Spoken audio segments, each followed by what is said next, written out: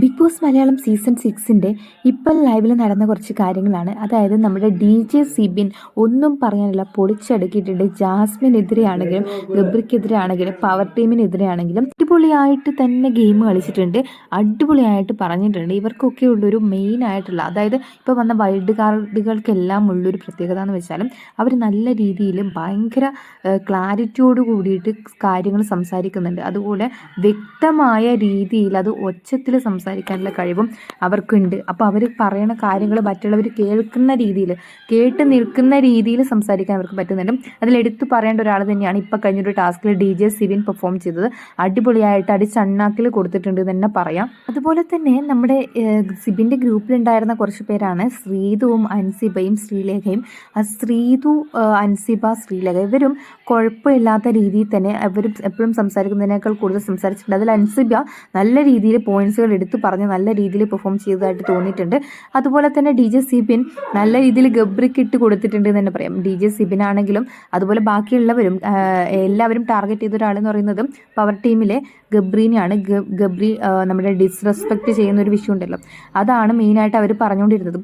അങ്ങനെ കൊടുത്തുകൊണ്ടിരിക്കുന്ന സമയത്താണ് അവസാനമായിട്ട് ജാസ്മിൻ്റെ ഒരു കാര്യം നടന്നത്.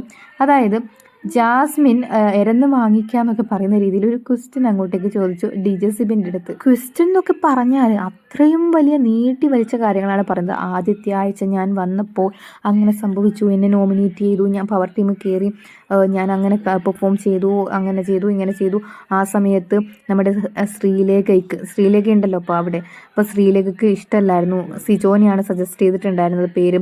അത് കഴിഞ്ഞിട്ട് ഞാൻ പവർ ടീം കയറിയ ശേഷവും പല ഡിസ്കഷൻസ് വരുന്ന സമയത്തും ശ്രീലേഖ ചേച്ചി പല തവണയായിട്ട് സിജോനെ മതിയായിരുന്നു, ഞാൻ വേസ്റ്റാണ്, അതായത് ജാസ്മിൻ വേസ്റ്റാണ് എന്നുള്ളൊരു അർത്ഥത്തിൽ സംസാരിച്ചിട്ടുണ്ട്. സിജോനെ കയറ്റിയാൽ മതിയായിരുന്നു എന്ന് സംസാരിച്ചിട്ടുണ്ട് എന്നൊക്കെ പറഞ്ഞിട്ടും ആ ഒരു പണ്ട് നടന്ന കുറേ കാര്യങ്ങളും അതും ഇതുമൊക്കെ കൂട്ടിയിട്ട് എന്തോ ഒരു ക്വസ്റ്റ്യൻ അങ്ങ് ചോദിച്ചു. അതിനേക്കാളും വലിയൊരു കാര്യം എന്ന് വെച്ചാൽ ഇത്രയും നീട്ടി വലിച്ച ക്വസ്റ്റ്യൻസ് ചോദിച്ച ശേഷം നമ്മുടെ ജാസ്മിൻ അങ്ങ് പറയുവാണ്, എനിക്ക് പവർ ടീം പറയണ പോലെ നീട്ടി വലിച്ചിട്ട് ക്വസ്റ്റ്യൻ ചോദിക്കാൻ താല്പര്യമില്ല, എനിക്ക് നീട്ടി വലിച്ചിട്ടുള്ള കാര്യങ്ങൾ കേൾക്കാൻ താല്പര്യമില്ല, യെസ് നോ എന്ന് പറഞ്ഞിട്ട് എനിക്ക് ആൻസർ കിട്ടിയാൽ മതി, അത് മാത്രം മതി എന്ന് പറയണം. അപ്പോൾ നമ്മുടെ DJ സിബിൻ പറയുകയാണ്, അതെങ്ങനെ പറ്റും, എനിക്ക് പറ്റത്തില്ല. കാരണം ഒന്നിക്കലും ഞാൻ നോ എന്ന് പറഞ്ഞിട്ട് അതിനുള്ള ആൻസർ പറയാൻ കൂടി നിങ്ങൾ എന്നെ അനുവദിക്കണം. ഇനി അത് പറ്റത്തില്ല എങ്കിൽ ഞാൻ പറയില്ല എന്നുള്ള രീതിയിൽ പറഞ്ഞു. അപ്പം ഇവള് പറഞ്ഞു, അതായത് നമ്മുടെ ജാസ്മിൻ പറഞ്ഞു, അങ്ങനെയൊന്നും പറ്റത്തില്ല, എന്തായാലും നിങ്ങൾ ആൻസർ പറഞ്ഞേ പറ്റൂ, അങ്ങനെ ഇങ്ങനെയെന്നൊക്കെ പറഞ്ഞിട്ട് വലിയ പ്രശ്നമാക്കുന്ന രീതിയിലേക്ക് ആക്കി. പക്ഷേ അടിച്ചുണ്ടാക്കി കൊടുക്കാന്നുള്ള രീതിയിൽ DJ സിബിൻ പറഞ്ഞു, അങ്ങനെയാണെങ്കിൽ എനിക്ക് സൗകര്യമില്ലടി എന്നുള്ള രീതിയിൽ അങ്ങ് കൊടുത്തു. അപ്പം തന്നെ നമ്മുടെ ബിഗ് ബോസ് ആണ് ബസർ അടിച്ചതോടുകൂടി ഇതങ്ങ് തീർന്നു. അപ്പോൾ അവിടെ ആര് പ്ലിങ്ങായി, ഇവള് ചോദിച്ച ക്വസ്റ്റ്യൻ ആൻസറും കിട്ടിയില്ല, എനിക്ക് പറയാൻ സൗകര്യമില്ല എന്നാണ് നമ്മുടെ DJ സിബിൻ അടിച്ചുണ്ടാക്കി കൊടുത്തേക്കുന്നത്. അപ്പോഴത്തേക്ക് അവളങ്ങ് പ്ലിങ്ങായി. സത്യം പറഞ്ഞാൽ ഇവരെന്നിട്ട് പറഞ്ഞ് അവളവിടെ കിടന്നിട്ട് മെഴുകട്ടെ എന്നും പറഞ്ഞ് ഇവരങ്ങ് പോയി. എന്തായാലും അടിപൊളിയായിട്ടുണ്ടായിരുന്നു ആ ഒരു Q&A എന്ന് പറയുന്നത്.